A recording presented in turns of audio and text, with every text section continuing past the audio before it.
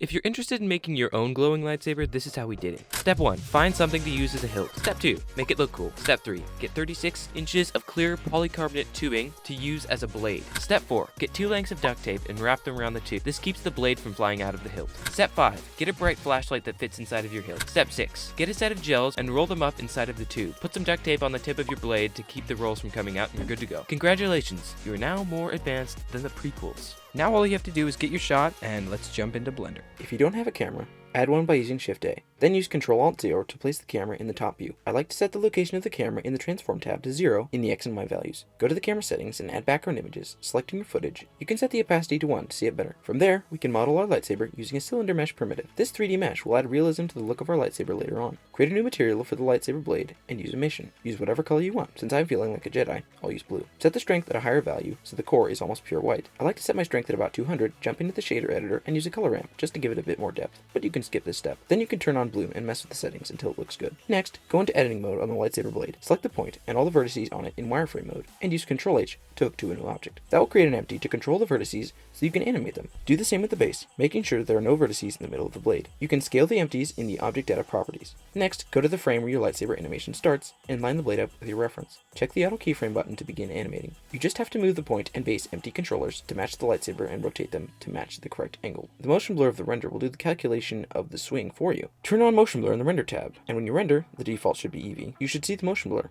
However, that's all you'll see because the background image in the camera setting doesn't render. Check transparent in the render film settings, then go to the compositor and add an image node and select your video footage. Use the same settings you used for the background images. Add in an alpha over node, pipe the video clip into the top color socket and the render layer into the bottom one. Then, if you have Node Wrangler enabled, you can control left click to connect it to the viewer and O to the composite. Otherwise, you can just manually add them. Now you just need to adjust the render's shutter length to match the motion blur. I like to set my motion blur position to end on frame and then position the blade on the leading edge of the swing. Now the blade should render realistically and, depending on the emission strength, should become more transparent toward the point or wherever there is more motion blur. Now to mask the blade, you can do this in the compositor, but it's not as interactive and the glow of the lightsaber is hard to preserve once you use a mask. This video will cover the method I think looks best and one that you can change in real time. Add a circle with about 16 to 32 vertices. Go into edit mode and use Ctrl-H to hook to a new object. The same thing we did to control the lightsaber. Select all the vertices and use the shortcut F to fill in the face. In object mode, you can scale the empties by individual origins in the viewport. Select the circle and the empties, controlling it, and move it over the lightsaber so that it is between the blade and the camera. Go over to the object properties panel of the circle and select holdout in the mask setting. That's it. Put the empties in a collection to manage them better with M and enable selectability in the outliner filter settings, disabling the selection of the mask. You can also enable the wireframe checkbox in the viewport display so that you can see the mask's outline. Animate these points to form the mask. It's best to do one mask for every section of the body, for instance, torso, each leg, each arm, and the head separately. If you only use one mask, when the points move too far, it will calculate the motion blur of the mask and the edge won't be where you want it. But if your subject or the object that occludes the blade doesn't move much or at all, then one mask is fine. For the compositing, add a blur and a glare node. Run the render layer node through them and connect the output to the render and view nodes. I like to set my blur at about 4 pixels on the X and Y values and the glare to fog glow with the size of 6. Render the frames with the footage with a lightsaber in it using the PNG or JPEG format, but don't use the RGBA channel, which uses the alpha. After you've saved the image sequence, add another image node into the compositor, select your image sequence. Use the settings for your footage in the other image node, and add in a mix node. Set the blend mode to screen. You can delete all excess nodes. Put the original node into the top slot, and the rendered frame node into the bottom. Connect the output to the viewer and compositor. So, the last step is to switch the View Transform option